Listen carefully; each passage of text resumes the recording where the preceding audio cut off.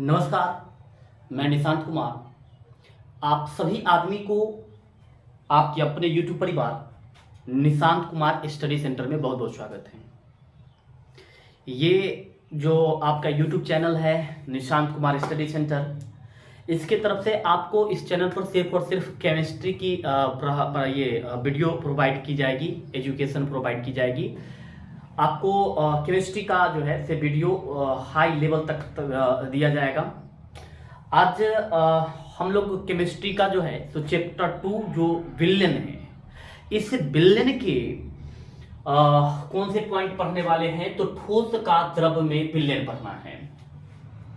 पीछे हम हेनरी के नियम पढ़ाए थे। हेनरी के नियम में जो ग्राफ होते हैं ग्राफ पढ़ाए थे। हेनरी के नियम के उपयोगिता पढ़ाए थे, है ना। इसके नेक्स्ट कंसेप्ट जो बनते हैं वो नेक्स्ट कंसेप्ट है क्या तो ठोस का द्रव में विलयन।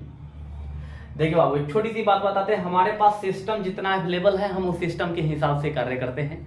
हमारे पास अभी ब्लैक बोर्ड है तो हम ब्लैक बोर्ड के हिसाब से कार्य कर रहे हैं। जिस समय हमारी औकात व्हाइट बोर्ड की होगी व्हाइट बोर्ड पर कार्य करेंगे। फिर जब हमारी आगे की समस्या डील हो जाएगी तो फिर जैसे सभी टीचर अभी जैसे व्हाइट ये डिजिटल बोर्ड ले रहे हैं तो हमारा तो अभी उतना नहीं हुआ है कुछ, तो हम अभी उसमें कुछ नहीं कर सकते। हमारी तो यही है दुनिया, जो भी हमको इससे हो जाए। तो बस हम इसी पर जो है तो प्रोवाइड करना चाहते हैं और बेहतर प्रोवाइड करना चाहते हैं। बस आप लोग की कोऑपरेशन चाहिए, सहयोग चाहिए, समझे ना। इसमें ठोस का द्रव में विलयन है ना बाबू, इस बात को समझने के लिए हम पिछले वीडियो में थोड़ा सा हिंट दिए थे। थोड़ा सा हिंट क्या दिए थे कि इस चीज को समझने के लिए 2-3 बातों को समझना एकदम कंपलसरी हो जाता है। जैसे कि सबसे पहला नंबर बात होता है यहाँ पर वाष्पन होता है। वाष्पन आपको समझ में आना चाहिए, वाष्पन समझ में आना चाहिए। और दूसरी नंबर बात है कि संघनन समझ में आना चाहिए, संघनन समझ में आना चाहिए। और तीसरी नंबर बात है आपको साम्य अवस्था समझ में आना चाहिए, साम्य अवस्था, साम्य अवस्था समझ में आना चाहिए। इस वाष्पन को इंग्लिश में बोला जाता है इवेपोरेशन, EVAPORATION, इवेपोरेशन हो गया। और संघनन को इंग्लिश में बोला जाता है कंडेंसेशन, कंडेंसेशन, ये कंडेंसेशन हो गया। और साम्य अवस्था को इंग्लिश में बोला जाता है इक्विलिब्रियम, इक्विलिब्रियम, इक्विलिब्रियम बोला जाता है। तो ये 3 पार्ट हो गए। ये 3 पार्ट को समझ गए तो समझिएगा कि थोड़ा बहुत जो है से आपका समस्या खत्म हो गया। किस चीज का समस्या तो ठोस का, ठोस ये द्रव में विलयन, ये प्रॉब्लम्स आपका कुछ हद तक जो है से कम जाएगा, है ना। ये 2-3 पॉइंट आपको याद रखने हैं,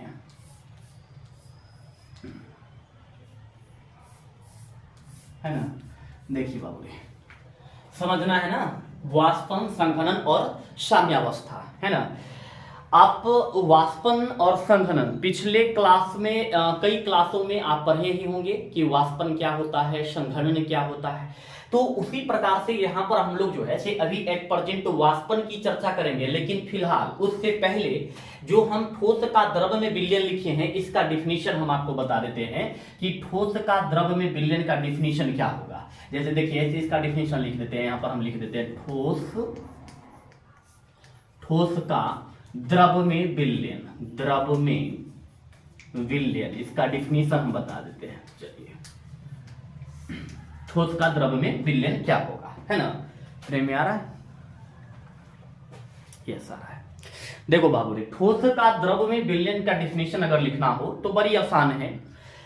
ठोस है और किस में जा रहा है, द्रव में। इसका मतलब कि विलायक के रूप में द्रव होगा और विलय के रूप में क्या होगा, ठोस होगा। तो इसका डिफिनीशन यदि लिखना होगा तो हम लिखेंगे क्या कि वह विलयन, वह विलयन जिसका, वह विलयन जिसका विलायक,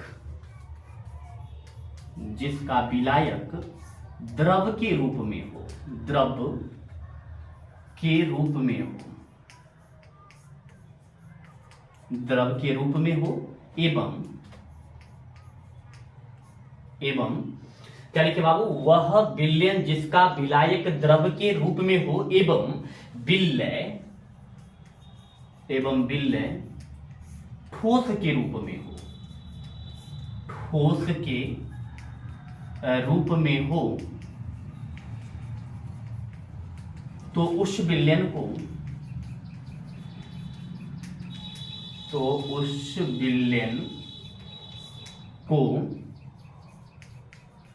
ठोस का द्रव में विलयन कहते हैं, ठोस का द्रव में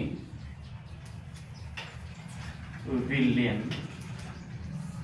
कहते हैं।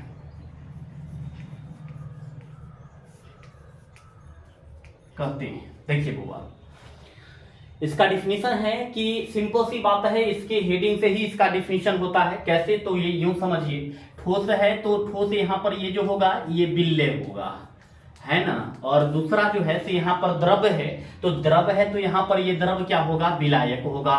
तो जब क्या होता है ना, विलय और विलायक मिलता है तो विलयन बनता है। तो वह विलयन जिसका विलय ठोस के रूप में हो और विलायक किसके रूप में हो, द्रव के रूप में हो, तो उन चीज को हम लोग क्या कहते हैं, ठोस का द्रव में विलयन कहते हैं। एक बार हम फिर से रिपीट करते हैं, ध्यान दीजिएगा, वह विलयन जिसका विलय ठोस के रूप में हो एवं विलायक द्रव के रूप में हो, तो जो उनके मिश्रण से विलयन बनेगा उस विलयन को हम लोग क्या कहने वाले हैं, तो ठोस का द्रव में विलयन कहते हैं। अब देखिए इसका डेफिनेशन हम भी यहां पर लिख दिए हैं क्या, कि वह विलयन, देखिए वह विलयन जिसका विलायक, है ना, वह विलयन जिसका विलायक द्रव के रूप में हो, मतलब कि वह विलयन एक विलयन है जिसका विलायक किसके रूप में है, द्रव के रूप में। विलायक मतलब जो अधिक मात्रा में होता है, तो विलायक द्रव के रूप में हो एवं विलय जो है, विलय जो होगा वो किसके रूप में होगा, ठोस के रूप में, एवं विलय ठोस के रूप में हो, ठोस के रूप में हो, तो इन चीज को क्या कहते हैं, तो उस विलयन को ठोस का द्रव में विलयन कहते हैं। ये इसका डेफिनेशन है ना। फिर से समझिएगा कि जब किसी भी, हम फिर से रिपीट कर रहे हैं, जब कोई भी वह विलयन जिसका विलायक ठोस के रूप में हो, सॉरी विलायक द्रव के रूप में हो और विलय यदि ठोस के रूप में हो, तो जो विलयन बनता है उस विलयन को क्या कहा जाता है, ठोस का द्रव में विलयन कहा जाता है। समझ में आ रहा होगा। अब यहां पर माइंड बात क्या आ जाता है कि ये ठोस का द्रव में विलयन हो गया, इसका डिफिनीशन भी हम लिख दिए। जैसे कि यूं देखिए कैसे होगा, तो एक डायग्राम बना लीजिएगा, मान लेकर चलिए कि यहां पर एक डायग्राम बना रहे हैं, ये एक कंटेनर हो गया, समझ में आ रहा है बाबू, ये एक कंटेनर हो गया। अब इस कंटेनर में क्या करेंगे कि यहां पर ये पानी से भर देंगे, इसको इस प्रकार से पानी से भर दिए, तो ये क्या हो गया, आपका द्रव हो गया।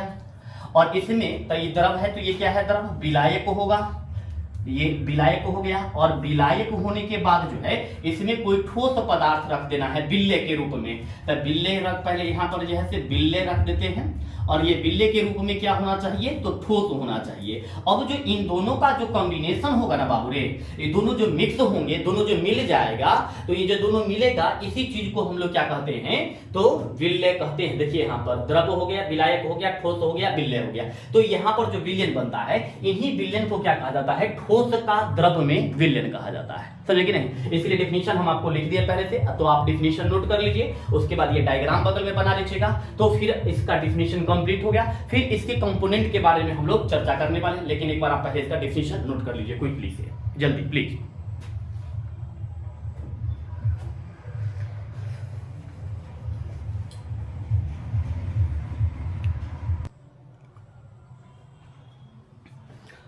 चलिए बुआ, ठोस का द्रव में विलयन हम बता दिए हैं। अब जो है तो यहाँ पर वाष्पन बताना है, ठीक ना। वाष्पन बताना है, तो वाष्पन के लिए देखिए क्या बात होता है। वाष्पन, उस वाष्पन को सबसे पहले हम लोग इंग्लिश में इवेपोरेशन कहते हैं, और संघनन है, इसको हम लोग कंडेंसेशन कहते हैं। अगर आप वाष्पन और संघनन समझ गए ना, तो साम्य अवस्था आपको यूं समझ में आ जाएगा, एकदम इजी हो जाएगा।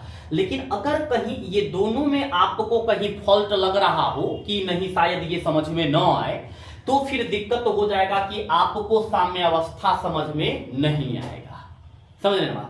हालांकि यहां पर देखिए इवेपोरेशन हो गया, इसका डेफिनेशन यदि लिखा जाए या समझा जाए तो यूं समझिए कि पहले इसको समझिए, एक इस प्रकार से ना यहाँ पर एक स्टैंड टाइप में बना लीजिए और इस स्टैंड पर जो है से एक इस प्रकार से यहाँ पर एक बर्तन डाल दीजिए, यहाँ पर ये, और ये एक बर्तन डाल दीजिए, है ना। अब क्या करना है कि इसमें पानी रख दीजिए, इसमें पानी रख दीजिए, ये पानी हो गया। और करना क्या है कि अब यहाँ पर नीचे से आपको क्या करना है, हीट देना है, उष्मा देना है। तो जैसे ही आप यहाँ पर क्या करेंगे ना कि मान करके चलिए कि यहाँ से यहाँ पर कुछ पदार्थ जोड़ दिए, यहाँ पर ये जल रहा है ऑक्सीजन की उपस्थिति में, और उसके बाद ये जो है से आग जो है से यहाँ पर इस प्रकार से जा रहा है। या यूं फिर समझ लीजिए कि यहाँ पर हीट दे रहे हैं तो यहाँ पर इस प्रकार से होगा, उसके बाद जो है से यहाँ पर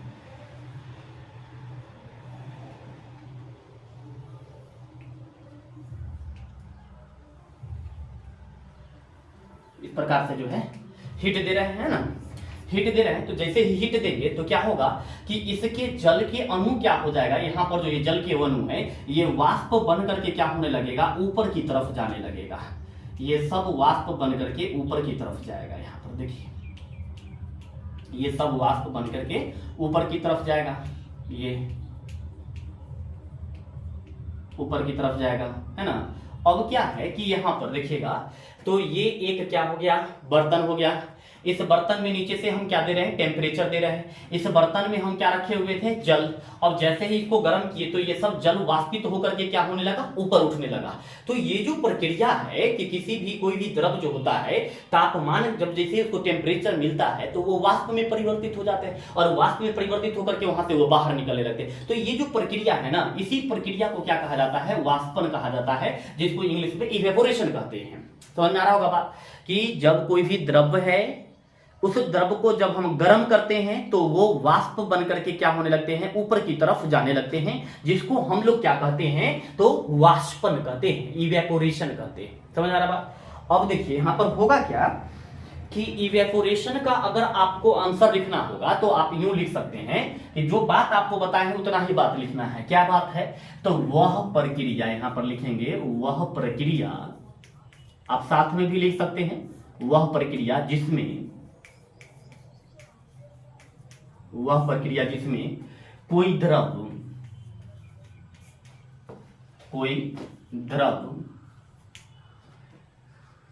ताप की उपस्थिति में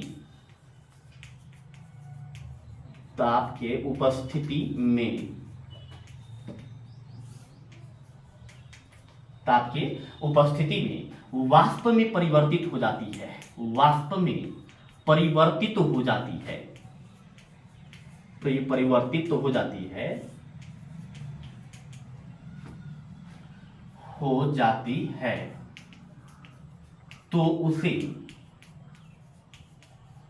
तो उसे वाष्पन कहा जाता है, तो उसे वाष्पन कहा जाता है,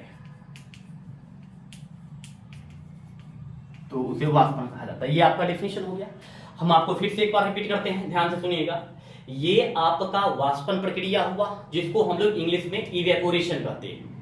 तो अगर यहाँ पर ये वाष्पन है और इसको इवेपोरेशन कहते हैं, तो डेफिनेशन हम आपको पहले से बना दिए हैं, यहाँ पर डायग्राम में बता दिए हैं कि वैसी प्रक्रिया जिसमें कोई द्रव वाष्पित होकर के वाष्प में परिवर्तित हो जाती है या द्रव के अणु वाष्पित होने लगती है, तो उस प्रक्रिया को हम लोग क्या कहते हैं, वाष्पन कहते हैं। और उसका डिफिनीशन हम यहाँ पर लिख दिए हैं। देखिए क्या डिफिनीशन है कि वह प्रक्रिया जिसमें कोई द्रव ताप की उपस्थिति में वाष्प में परिवर्तित हो जाती है तो उसे वाष्पन कहा जाता है। तो इस प्रक्रिया को हम लोग क्या कहते हैं, वाष्पन कहते हैं। तो आप इसी प्रकार से इमेजिनेशन खुद से भी करके इसका आंसर ले सकते हैं। इसमें मोट बात आपको इतना ही याद रखना है कि कोई द्रव जो है वो गैस में परिवर्तित होती है ना, सॉरी वाष्प में परिवर्तित होती है। तो ये प्रक्रिया को ही हम लोग क्या कहते हैं, वाष्पन कहते हैं। तो वाष्पन का परिभाषा लिखने के बाद आप इस स्ट्रक्चर को कंप्लीट कर लीजिएगा, है ना। और यहां पर ये लिख दीजिएगा वाष्पन प्रक्रिया, इस बगल के बगल में,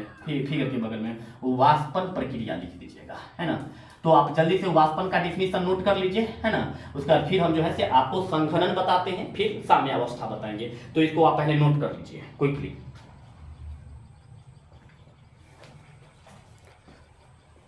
बिन तुझे जाने बिन पहचान। हो गया। अगर दिक्कत हो तो आप स्क्रीनशॉट ले लीजिए, स्क्रीनशॉट ले करके और आगे कंटिन्यू कर लीजिए, फिर इसको बाद में लिख लीजिएगा, आपको जैसे बेटर लगे, है ना। और वीडियो को थोड़ा सा शेयर करते रहिए, है ना, शेयर करते रहिए ताकि ज़्यादा से ज़्यादा वीडियो अप्रोच करें। अब वाष्पन की प्रक्रिया बता दिए हैं, तो संघनन की प्रक्रिया हमको बताना है। तो देखिए संघनन के बारे में पहले समझिए, समझ लीजिए संघनन। अगर संघनन समझ में आ जाएगा ना, तो यूं समझिए कि आपको जो है सो कभी भूलिएगा नहीं, ऐसा मतलब कि ये है समझ। देखिए यहाँ पर संघनन को समझाने के लिए क्या करते हैं, तो देखिए जैसे कि एक ना इस प्रकार से मान लीजिए कि कंटेनर ले रहे हैं, ये कंटेनर हो गया। इस कंटेनर को क्या करते हैं कि बंद करते हैं, क्योंकि यहां पर बंद करेंगे तो वाष्पन की क्रिया समझ में आएगा। ओपन कंटेनर में वाष्पन ये संघनन नहीं समझ में आएगा, है। अब इसमें क्या करना है कि यहां पर इसमें पानी से भर देना है, तो यहां पर ये पानी से भर दीजिए। चलिए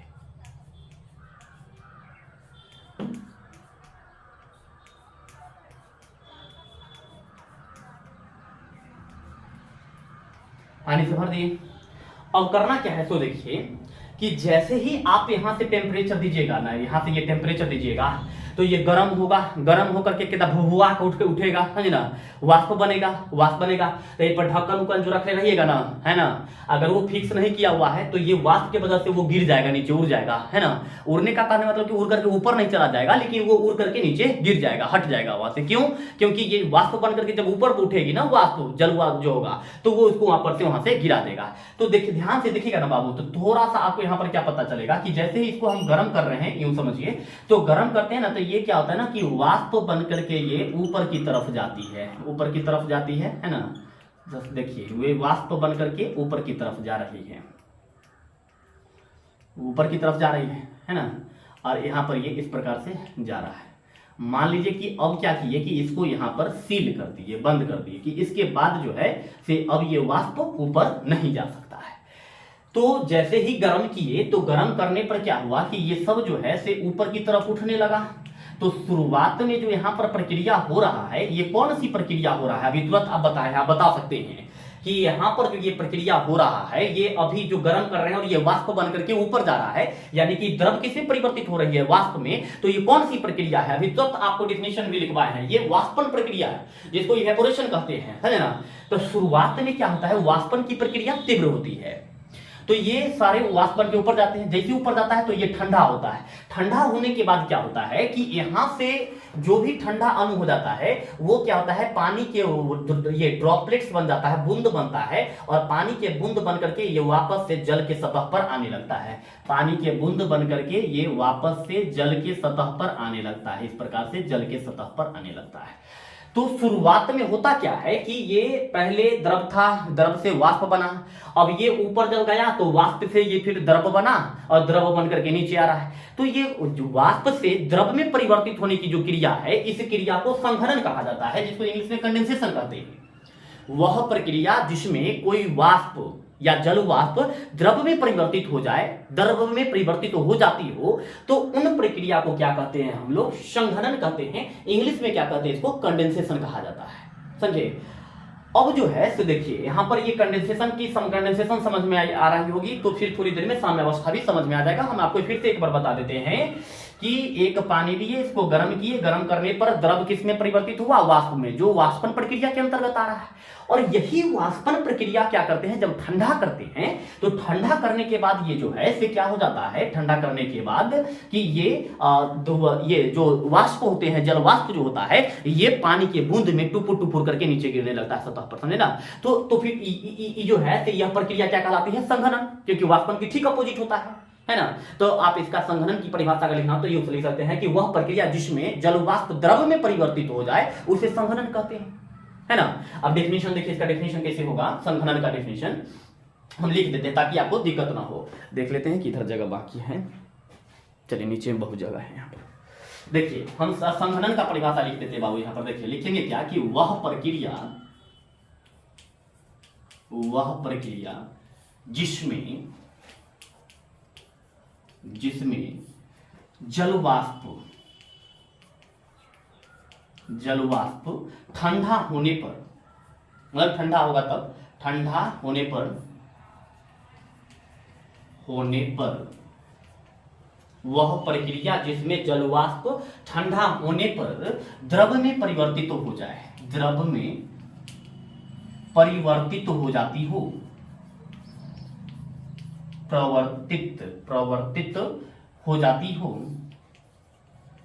परिवर्तित हो जाती हो, उसे संघनन कहा जाता है, उसे संघनन कहा जाता है। ये संघनन की परिभाषा होगी, है ना।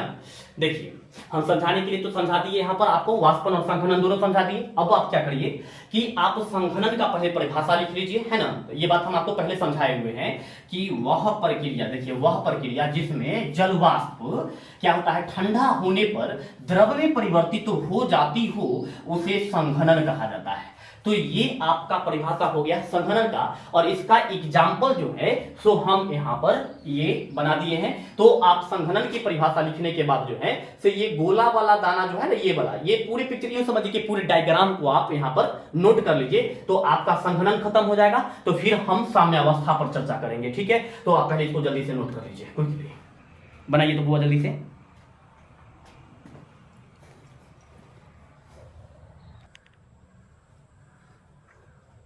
देखिए बाबू, अब वाष्पन, ये ठोस का द्रव में विलयन का डेफिनेशन हो गया, डायग्राम हो गया, वाष्पन का डेफिनेशन हो गया, डायग्राम हो गया, संघनन का डेफिनेशन और डायग्राम हो गया।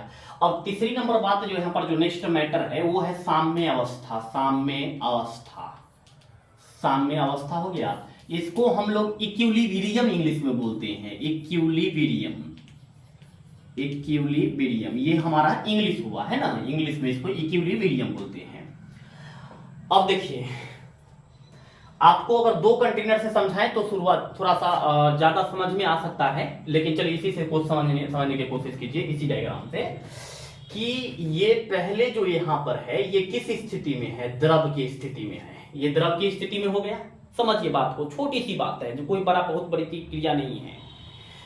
यहां पर ये अभी जो है ये द्रव के रूप में है, और इसमें जैसे ही ताप दिए, यहां पर टेम्परेचर दिए, इसको ऊपर की तरफ जैसे इसको टेम्परेचर लगा, तो यहां पर ताप पड़ने के पश्चात ये जो है से वाष्प में परिवर्तित होने लगा, और वाष्प बन करके ऊपर चले गया, ठीक। और जैसे ही ठंडा यहां पर, जैसे यहां से दूर गया और यहां पर कुछ ठंडा महसूस हुआ, तो ये जल वाष्प जो है ये द्रव में परिवर्तित तो हो गया, थर से नीचे गिर गया, समझे ना। तो यहां पर पहले वाष्पन हो रहा था, फिर यहां पर गया तो संघनन होने लगा। अब इतनी बात तो आपको समझ में आनी चाहिए कि इनमें दोनों प्रक्रिया इंक्लूड है। कौन कौन? तो वाष्पन भी हो रहा है और दूसरा क्या हो रहा है, संघनन भी हो रहा है। तो ये दोनों प्रक्रिया क्या है, इसमें इंक्लूड है। शुरुआत में जो है समझे ना, शुरुआत में क्या होता है कि ये वाष्पन वाली जो बात है ना, ये एकदम शताब्दी एक्सप्रेस की तरह बुलेट ट्रेन वाला इसमें स्पीड होता है। तो शुरुआत में वाष्पन की प्रक्रिया बड़ी ही तीव्र होती है, वाष्पन की प्रक्रिया तीव्र हो जाती है, तीव्र रहती है ना, तीव्र रहती है।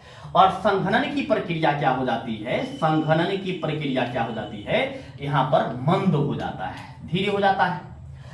और दूसरी नंबर बात कि ये प्रक्रिया अगर कंटिन्यूअस कुछ देर तक इसी प्रकार से अगर लागू रहता है, समझे, तो अगर ये प्रक्रिया कंटिन्यूअस इसी प्रकार से लागू रहे तो शुरुआत में वाष्पन ज्यादा स्पीड रहता है और संघनन स्लो प्रक्रिया रहता है, यानी संघनन धीरे धीरे होता है और वाष्पन तीव्र होता है। लेकिन कुछ देर के बाद क्या होगा कि संघनन की क्रिया तीव्र हो जाएगी और वाष्पन की क्रिया क्या हो जाता है, स्लो पड़ जाता है, मंद पड़ जाता है, समझे ना। तो इसको यूं लिख सकते हैं कि वाष्पन की क्रिया यहां पर क्या हो जाता है, मंद हो जाता है, वाष्पन की क्रिया मंद हो गया, है ना। तो ये वाष्पन की क्रिया मंद हो गया, ये साम्यावस्था इसलिए इतना समझा रहा है क्योंकि एग्जाम में क्वेश्चन पूछता है ना। इसीलिए एग्जाम में इस क्वेश्चन को आप डील कर पाए तो हम यहां पर ये चीज को सॉल्व कर रहे हैं, ओके। तो यहां पर ये द्रव्य है, ये वाष्पन की क्रिया हुआ, और यहां पर ये वाष्पन क्या हो गया, मंद स्थिति हो गया, मंद गति हो गया। दूसरी नंबर बात हो गया कि यहां पर ये वाष्पन मंद हो जाता है और संघनन जो है यहां पर, ये संघनन जो है ये तीव्र हो जाता है, यानी कि ये यहां पर क्या हो गया, तीव्र हो गया। समझ आ रहा है? तो देखिए शुरुआत में वाष्पन तीव्र था, संघनन मंद था, और वाष्पन यहां पर क्या हो गया, मंद हो गया, और संघनन क्या हो गया, तीव्र हो गया। कुछ देर के बाद एक ऐसी स्थिति आती है जिस स्थिति में इन दोनों का क्रिया समान हो जाता है, वैसी अवस्था एक आती है जिसमें वाष्पन की जो क्रिया होती है, वाष्पन क्रिया ये क्या हो जाता है, इक्वल टू संघनन क्रिया, ये संघनन क्रिया के बराबर हो जाता है, समझे ना। तो वैसे स्थिति जहां पर वाष्पन और संघनन दोनों की क्रिया समान गति से होने लगे तो उस अवस्था को साम्य अवस्था कहा जाता है। बात समझिए बाबू, शुरुआत में वाष्पन तीव्र था, संघनन मंद था, फिर बाद में क्या हो गया, वाष्पन मंद हो गया और संघनन तीव्र हो गया, है ना। लेकिन एक ऐसी अवस्था, एक ऐसा प्लेटफॉर्म, एक ऐसा स्थिति, एक ऐसा सिचुएशन जिस पर ये वाष्पन की क्रिया और संघनन की क्रिया दोनों समान हो जाती है, तो वैसी अवस्था को साम्य अवस्था कहा जाता है, समझे ना। तो साम्य अवस्था के डिफिनेशन आप इस प्रकार से लिख सकते हैं कि जब किसी वाष्प को गर्म किया जाता है, या फिर सिंपल बता सकते हैं कि वह अवस्था जिसमें वाष्पन और संघनन की क्रिया समान हो जाए उसे हम लोग साम्य अवस्था कहते हैं। इट्स वेरी सिंपल, है ना। क्या बोलिएगा कि वह प्रक्रिया जिसमें वाष्पन और संघनन दोनों की क्रिया समान हो जाए तो उस प्रक्रिया को हम लोग क्या कहते हैं, संघनन प्रक्रिया कहते हैं, है ना, सॉरी साम्य अवस्था कहते हैं। जैसे देखिए अब साम्य अवस्था का हम डिफिनेशन लिख देते हैं, पहले देख लेते हैं स्पेस की इधर ज्यादा है उस हिसाब से, है ना। चलिए इधर से लिख देते हैं साम्य अवस्था का डिफिनेशन। देखिए बाबू यहां पर लिख देते हैं, यहां पर देखिए क्या होगा कि वह अवस्था, लिखिए आप साथ में भी ले सकते हैं, वह अवस्था जिसमें वाष्पन एवं संघनन, वह अवस्था जिसमें वाष्पन एवं संघनन की क्रिया समान होती हो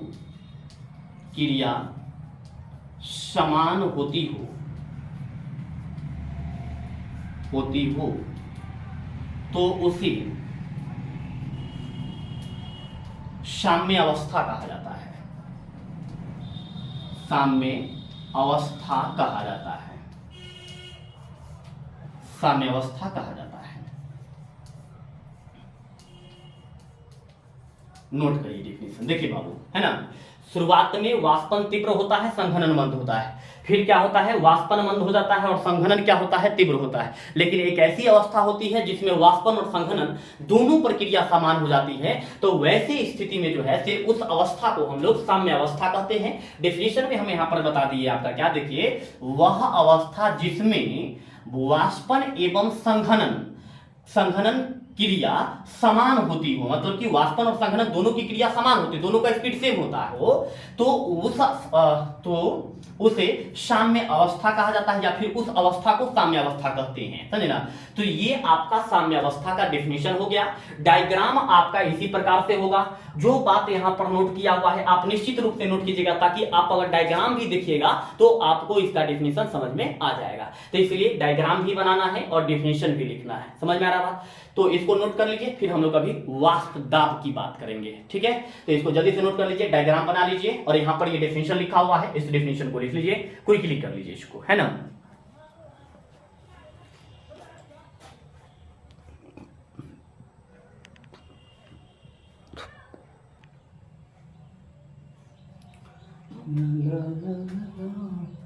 हो गया बाबू रे, ये हो गया, मिटा दे इसको। चलिए इरेज कर देते हैं, हम लोग नेक्स्ट टॉपिक पर अब बात करेंगे। ओके, डायग्राम वगैरह सब कंप्लीट कर लीजिएगा, डायग्राम मत छोड़िएगा। जो नोटिफिकेशन है लेबल किया हुआ है उसको लेबलिंग भी जरूर कर लीजिएगा। ओके,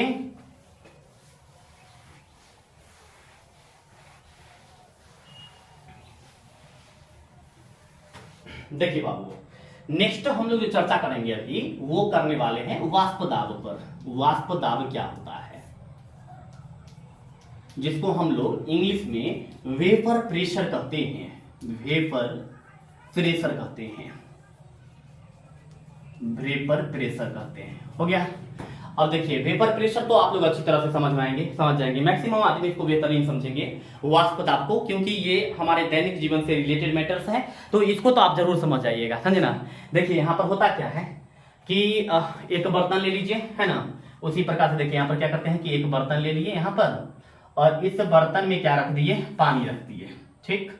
और यहाँ पर ये पानी रख दिए, यहाँ पर ये लीजिए पानी रख दिए, और ये पानी जैसे ही रख दिए तो अब क्या करेंगे कि यहाँ पर एक ऊपर से इसका ढक्कन रख दिए, ठीक है, ढक्कन रख दिए।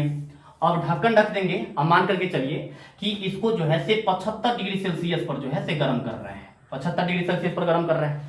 तो जैसे ही 75 डिग्री सेल्सियस पर गर्म करेंगे तो स्वाभाविक बात है, आप जानते होंगे कि ये पानी जब गर्म होगा तो ये वाष्प में परिवर्तित होगा, तो ये वाष्प में परिवर्तित होकर के बाहर निकालना चाहेगा ये वाष्प में परिवर्तित होकर के, लेकिन ये ऊपर से क्या रखा हुआ है, ढक्कन रखा हुआ है।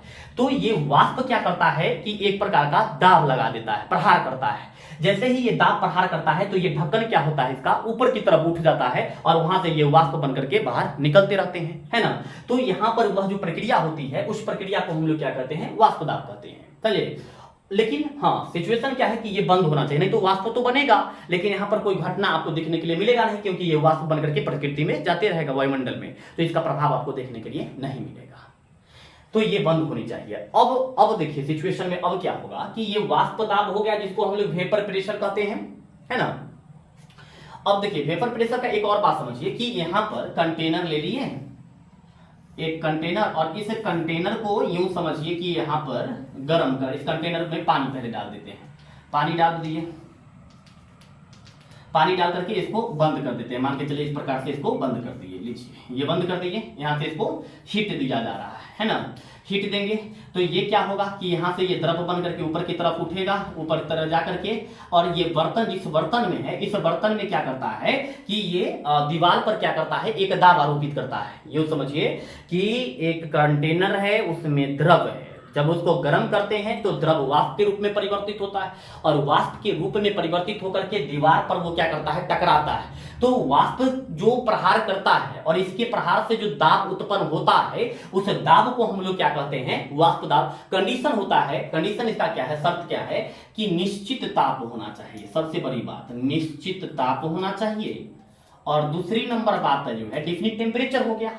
और सेकेंड नंबर जो मैटर है आपका, वो सेकेंड कंडीशन क्या है कि साम्य अवस्था होना चाहिए, साम्य अवस्था पर ही ये घटना घटित होगा, साम्य अवस्था होना चाहिए, समझे ना। तो वाष्प दाब का परिभाषा आप इस तरह से लिख सकते हैं कि किसी निश्चित ताप पर साम्य अवस्था में, बात पर ध्यान दीजिए, किसी निश्चित ताप पर, समझिए बात को ध्यान से लगे बाबू रे, किसी निश्चित ताप पर साम्य अवस्था में किसी वाष्प द्वारा आरोपित बल या आरोपित दाब को वाष्प दाब कहा जाता है, समझे कि नहीं। ये वाष्प बनेगा, टकराएगा बर्तन से, टकरा करके जो है इस पर एक प्रकार का प्रहार उत्पन्न करेगा, या जल के सतह पर प्रहार करे, ऊपर में प्रहार करे, इधर साइड में प्रहार करे, लेकिन प्रहार तो करेगा। तो उससे जो दाब उत्पन्न होता है ना, उस दाब को वाष्प दाब कहते हैं। क्यों तो वाष्प दाब कहते हैं, क्योंकि यहाँ पर जो दाब बन रहा है वो किसके द्वारा बन रहा है, वाष्प के द्वारा बन रहा है। तो जो वाष्प के द्वारा दाब बनेगा उसे वाष्प दाब कहते हैं, सिंपल सी बात है, समझे कि नहीं। लेकिन इसका एक करेक्ट डेफिनेशन हम आपको लिख देते हैं, उस डेफिनेशन पर ध्यान दीजिएगा। ओके, देखिए ऐसे कंडीशन आप याद रखिएगा, हम आपको दूसरा डायग्राम भी दूसरा बता देते हैं, समझे ना। पहले डेफिनेशन समझ लीजिए, इसका लिख देते हैं डेफिनेशन। वाष्प दाब का क्या लिखेंगे डेफिनेशन कि एक निश्चित ताप पर, यहां पर देखिए, एक निश्चित ताप पर, निश्चित ताप पर साम्य अवस्था में, साम्य अवस्था में, साम्य अवस्था में, एक निश्चित ताप पर साम्य अवस्था में, समझ में आ रहा होगा बात, एक निश्चित ताप पर साम्य अवस्था में जल के वाष्प के द्वारा, जल के वाष्प से, वाष्प द्वारा, जल के वाष्प द्वारा आरोपित दाब को, आरोपित दाब को वाष्प दाब कहा जाता है, वाष्प दाब कहा जाता है। वाष्प दाब कहा जाता है। तो ये वाष्प दाब हो गया है ना। देखिए, एक निश्चित ताप पर साम्य अवस्था में जल के वाष्प द्वारा आरोपित दाब को वाष्प दाब कहा जाता है। तो ये आपका वाष्प दाब का परिभाषा है। ये बात आप याद कीजिए कि एक निश्चित ताप पर साम्य अवस्था में वाष्प द्वारा आरोपित दाब को हम लोग क्या कहते हैं, वाष्प दाब कहते हैं। तो ये वाष्प दाब की परिभाषा हो गया। इसका डायग्राम अगर बनाना हो तो आप इसका डायग्राम भी इसी प्रकार से बना सकते हैं। तो क्या यूं समझिए कि एक कंटेनर हम ले लिए, यहां पर एक कंटेनर ले लिए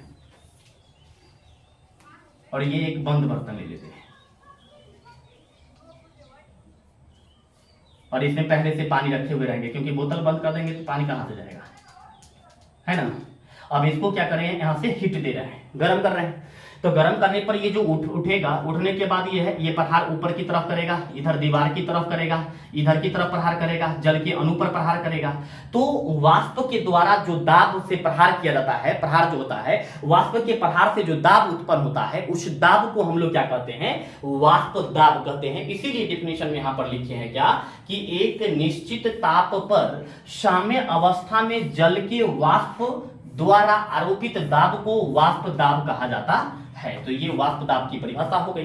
तो आप वाष्प दाब लिख लीजिए और इसका यहां पर जो कंटेनर बनाया हुआ है डायग्राम, इस डायग्राम को भी बना लीजिए। इसके बाद इतना यदि आपसे कंप्लीट हो जाता है तो फिर अभी हम लोग चर्चा करेंगे वाष्प दाब के अवनमन पर चर्चा करेंगे, है ना। तो पहले आप इसको क्विकली नोट कर लीजिए एक बार, वाष्प दाब, फिर वाष्प दाब के अवनमन पर हम लोग बात करेंगे।